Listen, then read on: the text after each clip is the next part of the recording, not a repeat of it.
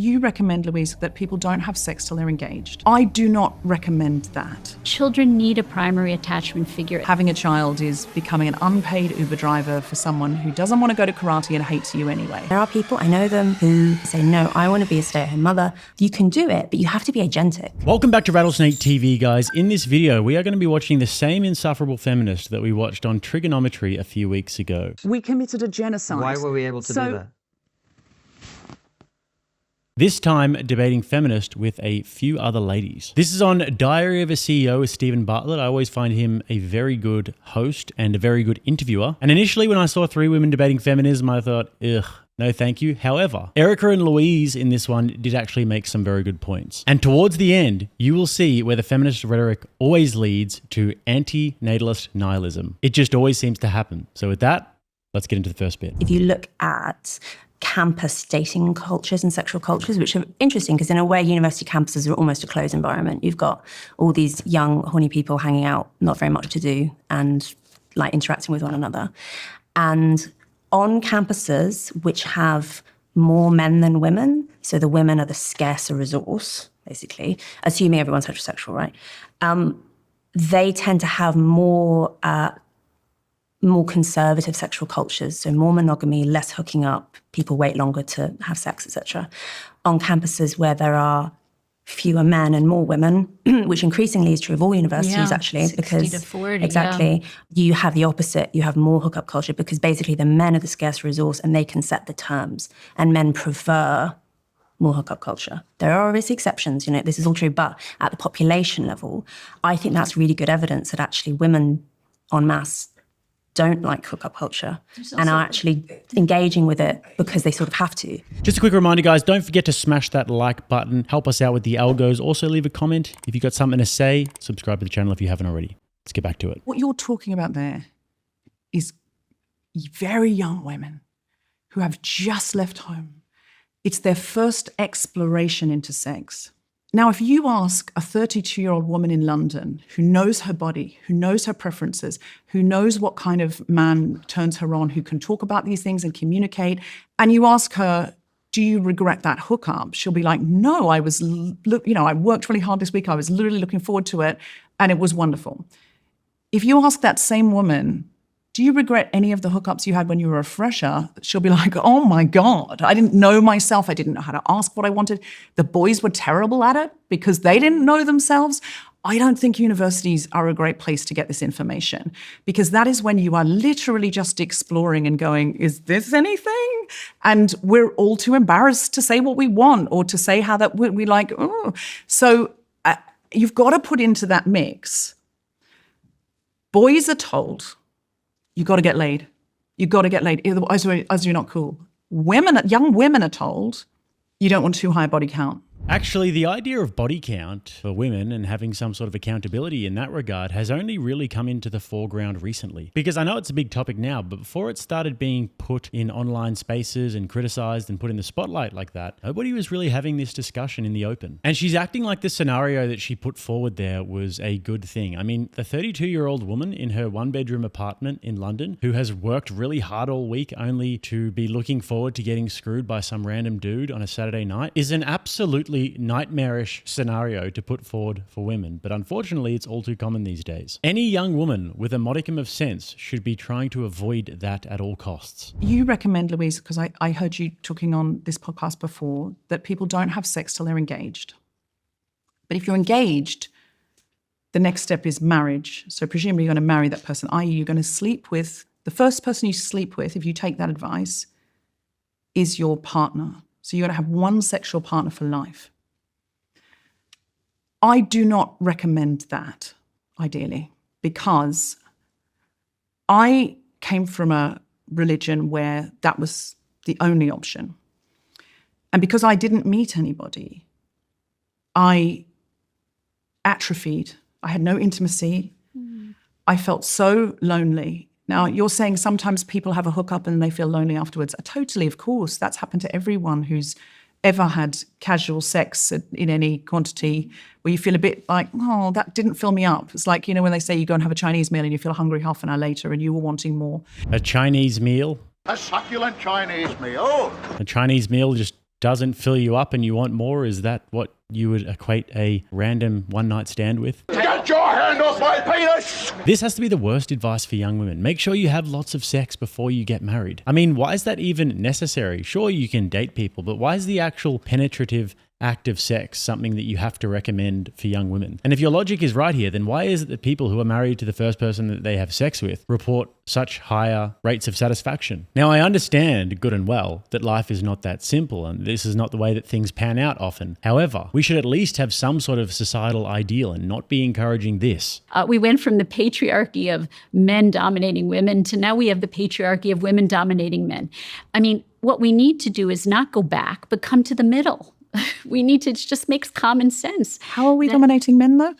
Oh, my goodness. 60% of college students are women and graduate students. That's not us dominating men, though. Well, let me finish.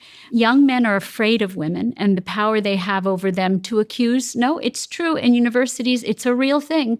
I know because I have 2 sons and, there is, again, the correction was necessary. We needed to course correct in society, absolutely. But we've gone so far. So the men were powerful and the women weren't. So the women said, give us some power. So now the women took the power and now the men feel powerless. You need a society that's balanced. It needs to be balanced. And the idea was that where we wanted to go, and the truth is that all movements often go to extremes.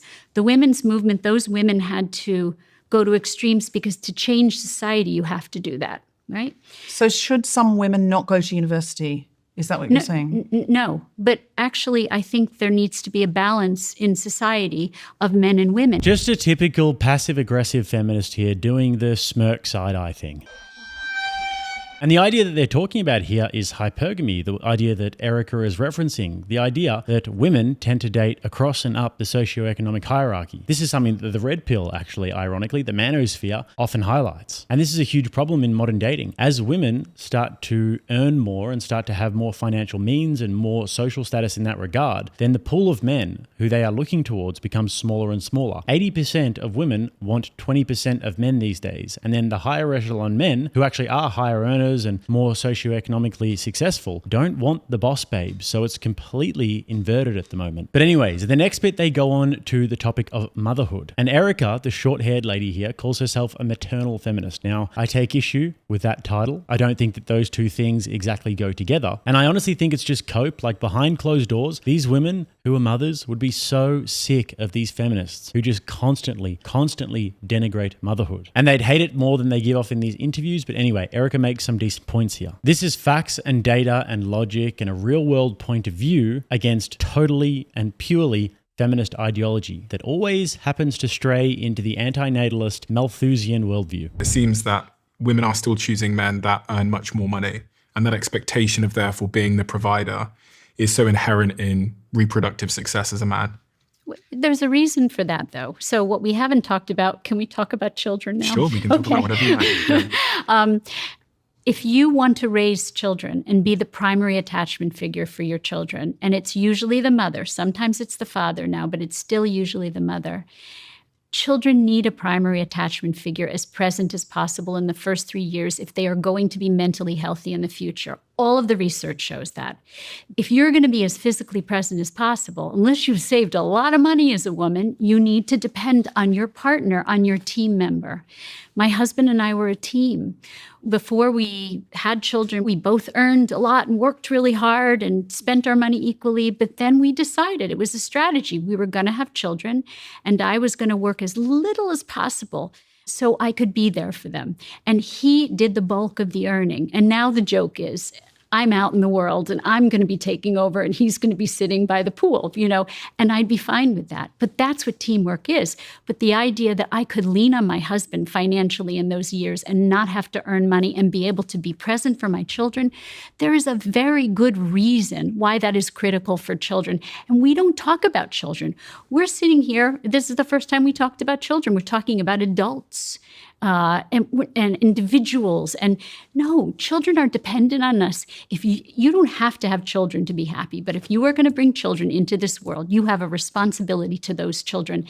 And it surpasses any individual desire you may have. So having children surpasses any individual desires that you may have. And she's touching on something very critical here. What she's touching on is true feminine virtue. Self-sacrifice in the pursuit of having a family and raising the next generation of children. This is the true representation of a matron figure. Worrying about your family before you. Sacrificing some of your own wants and desires. And it might mean sacrificing the weekend hookups in the London apartment and the standing wheelbarrow or the pretzel sex positions. Whereas the feminists will tell you it's all about you and feeling happy and good all the time, and it's all about your desire, and that the family is oppressive and that children stand in the way of that, and that children are actually a burden. I mean, which advice do you think is better to give to young women in terms of their own personal development and the health of the society? And you're saying the mother should be there in those opening years? The primary attachment figure, who's usually the mother. Daycare is terrible for children. Let's define daycare. Daycare is anything under the age of 3. Otherwise, we call it preschool. We used to call it nursery school, 3 to 5 before kindergarten. Okay. So anything under the age of 3 where you put your child in group care is daycare. And what it really is, they're day orphanages. You separate a baby who needs skin-to-skin contact, the sound of their mother's voice, her eyes, her physical and emotional presence to soothe that baby when they're in distress from moment to moment, to help to regulate their emotions. So 2 things mothers do. They buffer children from stress, which is so important because the part of their brain that regulates stress is meant to remain offline for the first year and very quietly, slowly come online for the next 2 years. So what are we doing? We're throwing babies into these institutional orphanages. It's overstimulating. It's stressful. If you walk into any daycare, you are going to hear many, many children crying. Children are not meant to cry much in the first year. They're meant to be held by their mothers and held against their mothers' bodies. So they buffer children from stress and they regulate their emotions. So what we're seeing as a mental health crisis is a crisis of emotional regulation issues in children, adolescents, and adults. Depression, anxiety, ADHD, these are all emotional regulation issues. That means people cannot regulate their emotions. And so we're just giving them pills. We're not saying, where does emotional regulation come from? What's the origin of it? And the origin of it is in the very early days of your life.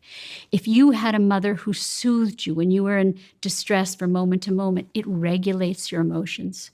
So it's only after 3, 85% of the right brain is developed by 3. It's only after 3 that you start to internalize the ability to regulate your own emotions or to deal with stress and adversity in the future. So does that mean that if I'm not home as a mother for those early 3 years, you think there's possible chances that my child might grow up to be somewhat traumatized or have some kind of... It is not what nature intended for us. And so we have made social changes that are about narcissism and self-orientation and me, and don't involve an understanding of children's irreducible developmental needs. So this just goes to show how important the role of a mother is in the early life of a child. And it is actually infuriating to know how much feminists have propagandized women to think that this is a bad thing to do, and they've downplayed this importance. Women are seen these days, and this is just everywhere, it's undeniable at this stage, as less than if they choose to stay home and nurture their children as opposed to going to work. Just think about this. If children en masse are being negatively affected in that period when their brains are most plastic and it's affecting their development, then they take that baggage into the world, and the remedy for that and a way to create healthier people is to have the mother taking care of them full time. Think about how backwards it is to downplay and shame mothers taking that role. And I understand that economics is a big factor in the modern world, but women entering college education en masse and doing sociology and psychology, and then the workforce is a big contributor to why that's happened. Let's carry on. Can I ask you a question, Stephen? Go ahead. Would you take a 3-year career break? Would you be able to do that?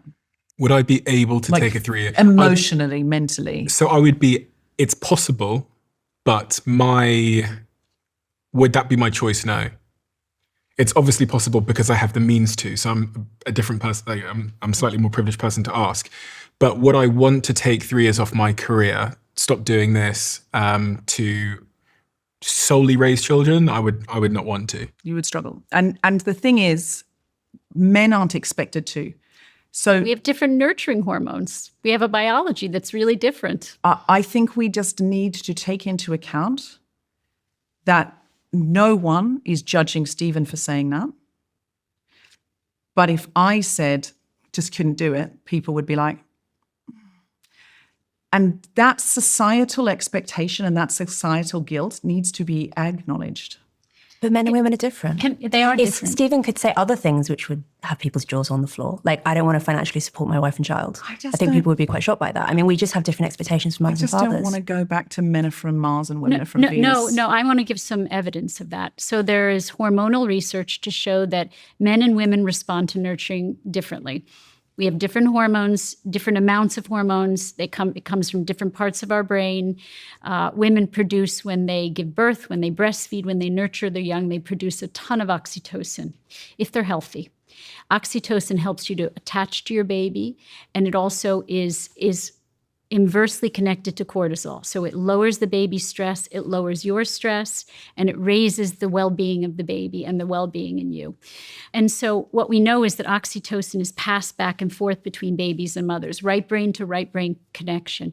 Oxytocin makes mothers sensitive, empathic nurturers. It makes them very attuned to the distress of their babies. When fathers produce oxytocin, when they stay home, it comes from a different part of their brain, and it makes them more playful, tactile stimulators of babies. They tickle the babies, they throw them up in the air, they chase them around, they encourage risk-taking, they encourage exploration. They're great with separation. But in terms of providing that emotional security and that emotional regulation in those early days, mothers do it differently. Fathers produce a lot of vasopressin. It's called the protective aggressive hormone. There was a study that was done where fathers and mothers lay in bed together. It was done in the UK. And when the baby cried, almost nearly every time the mother woke up in the middle of the night to the baby's cries, and the father slept through it.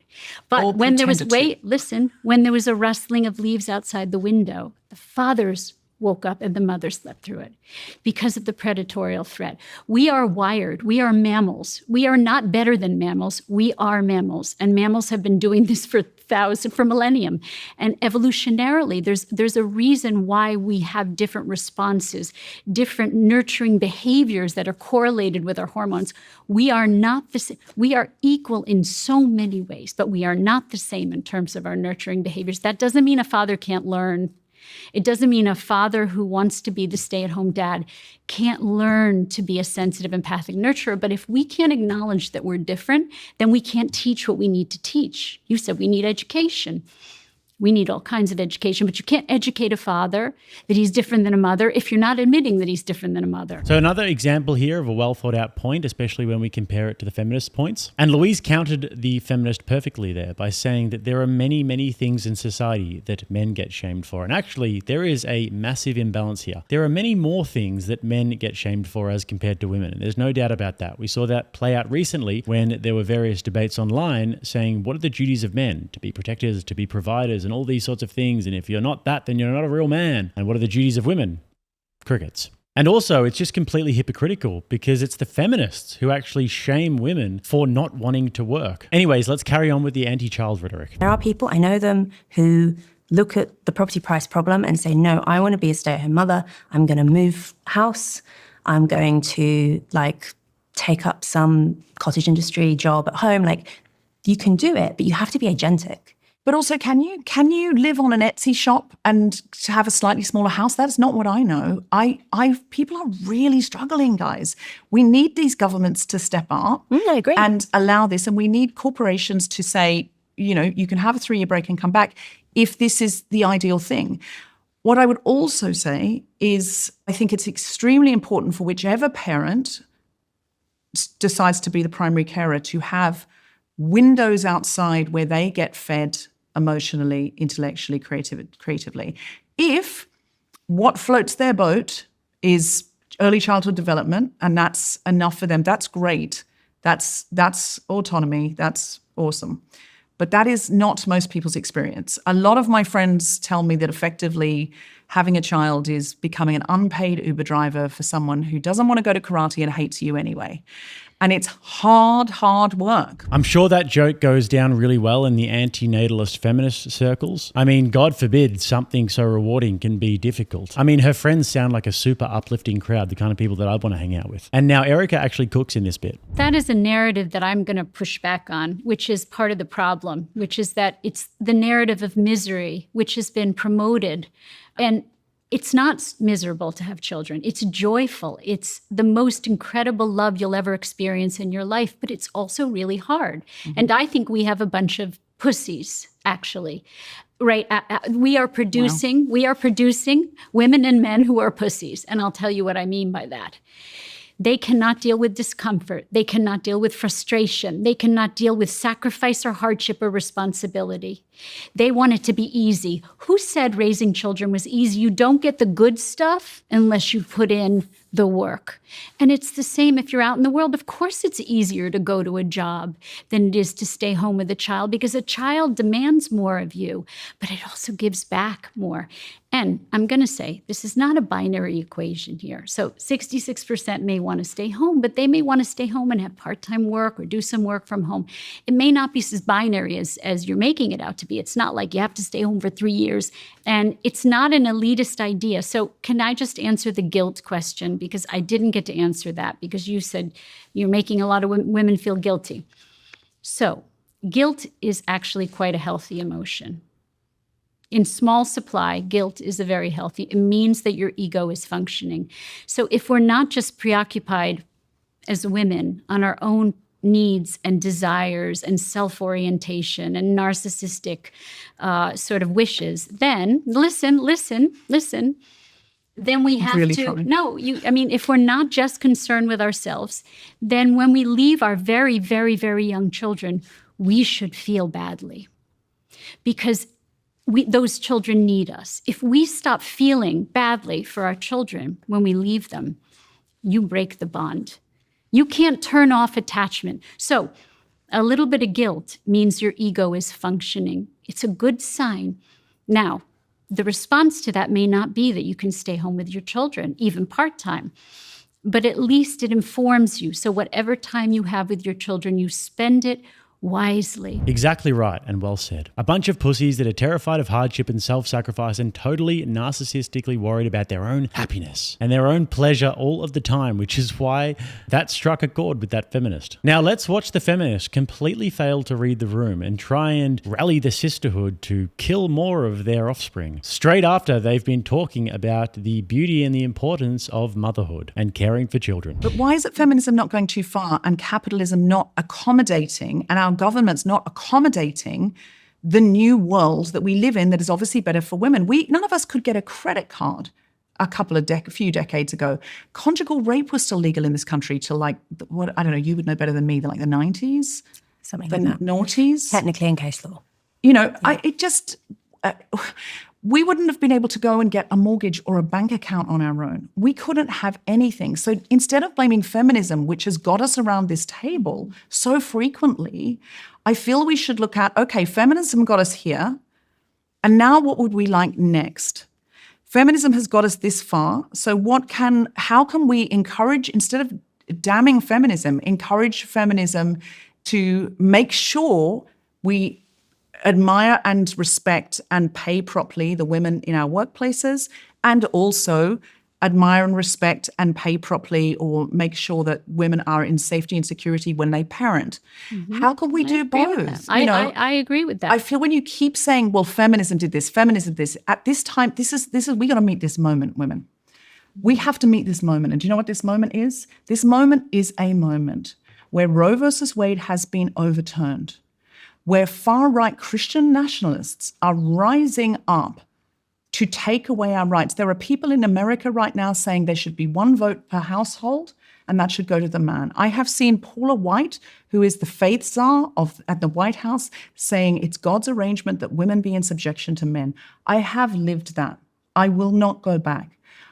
You are both professional women, intelligent women. You have written books. Please come with me and say feminism has got us this far and feminism can take us further.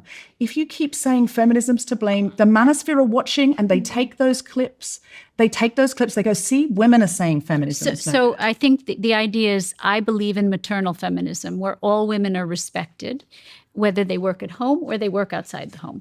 Louise. So I think that is exactly why we need to be thinking about maternal feminism, because if feminism cannot reproduce itself, literally, if it is the case that a feminist society is is a very, very low fertility society, which does not respect motherhood, which discourages women from having children because it limits your freedom, etc., then feminism dies out. Feminist societies die out. They wither and die. And conservative, very conservative, not the kind of conservative I'm okay with, like the very conservative societies, if they are the only ones that can accommodate children, then they win. At the moment, the best predictors of within low fertility societies like ours, the best predictors of how many children you have is basically how religious you are. So unfortunately for them there, as much as there were definitely grains of truth in that, this is exactly why their idea of maternal feminism will never ever work, because maternal and feminism are like water and oil. They will never ever mix. The feminist just did a full-on rally cry there about killing your offspring. We need to meet this moment and make sure that we can kill more of our offspring. And the maternal feminists didn't even call her out on it after they had been saying how important children are. They were too scared to tackle the issue because they know how much of a religion this is for feminists. And this is why feminism is an ideology that is doomed to fail. And it's not going to be replaced by maternal feminism. It's going to be replaced by religious conservative women who actually reproduce and who are actually genuinely pro-life and anti-feminist. You cannot make an alliance with the feminists because feminism is a death cult that sacrifices the unborn at the altar of the ideology. You have to completely abandon that. Even if you were once a feminist and you're trying to sort of keep your foot in the door, you're trying to keep your toes in the water a little bit, the ideology is doomed to perish. So get off the ship while you can. And if you needed any more evidence of this and how they actually think, just listen to the next part. I genuinely think, as someone who likes being able to have my own bank account and vote and whatever, I actually have choices. Yeah, right. Like I'm a centrist here, okay? And I actually think that if we care about any of that stuff, then we have to find a way of having a feminism that is fertile. Deborah, we need a fertile feminism, according to Louise. Listen, I'm as barren as fuck, Steve, so I can't help with this. However, I'm fine about it. Don't worry. I don't want you to feel sorry for me. I have an amazing life, and in the end, think this was probably the better thing for me. But I don't think we need to call it maternal feminism. All the feminists I know either have children or really support the mothers in their community, including me. I don't recognize this, guys. I don't recognize it. I feel like I go on marches, feminist marches in London. There's children everywhere. Secular progressive people are so below replacement, just on the data. How do you respond I'm to talking this about point that we're going to run out of these people if they don't start having kids? I mean, there's probably reasons for it. Like, if you're more progressive, you're more aware of climate change. You're more likely to pay your taxes. You're less likely to have excess wealth to raise the next generation. You're going to be more aware of, like, what am I bringing the children into? If you have a vision of the world that God's going to save everything and you're just going to vote this way and everything is going to be great, maybe you pump out more children. If you think that, your God, whoever that is going to save the day, I don't know. Do we need to be having more children, though? Because my concern about it is what are we having them for? If the world is getting more difficult to live in, if people can't afford a home, even like a nice rented property that feels quite stable, if they can't afford a home, if they're working millions of hours and not being able to balance parenthood and feeling very stressed, and the manosphere is rising and it's boys are so depressed and girls feel like this and all of that, what are we doing it for? Unless we're going to create conditions that people want to live in, that make us happy, or at least, no one can be happy all the time, but what are we doing it for? So there you have it, guys. It always comes back down to that. That is always what their ideology boils down to. They actually hate children and they don't like life. They are just bitter nihilists who think the world is a terrible place. And they think that people should probably just go out of existence because the economy's tricky and because Trump's in office and because the sun's getting more hot. It always reduces down to that. So guys, don't forget to smash that like button, subscribe to the channel if you enjoy the content, and also if you would like to watch another video right here. Till next time, I'm Jake. This is RattlesnakeTV, keeping you armed and dangerous.